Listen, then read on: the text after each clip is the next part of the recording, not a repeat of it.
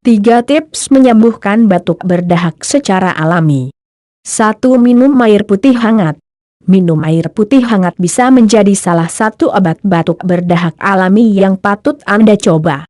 Pasalnya, suhu hangat pada air dapat membantu mengencerkan lendir dan mengeluarkannya dari tenggorokan Anda. Selain itu, air putih juga dapat membantu menjaga selaput lendir tetap lembab, sehingga mencegah produksi lendir yang berlebihan. Lama-kelamaan, batuk berdahak pun akan berkurang. 2. Jahe. Minum teh jahe dapat membantu meningkatkan sistem kekebalan tubuh Anda. Ini karena jahe memiliki sifat antibakteri dan anti radang yang dapat melawan infeksi penyebab batuk berdahak.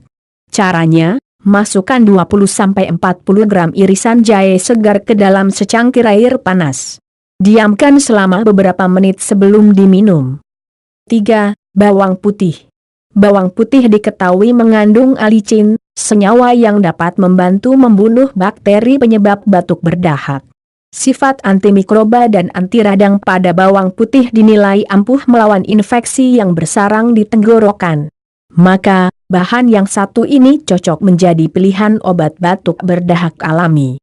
Semoga bermanfaat. Jangan lupa untuk like and subscribe agar channel ini terus berkarya dan berkembang lebih baik lagi. Sekian, terima kasih.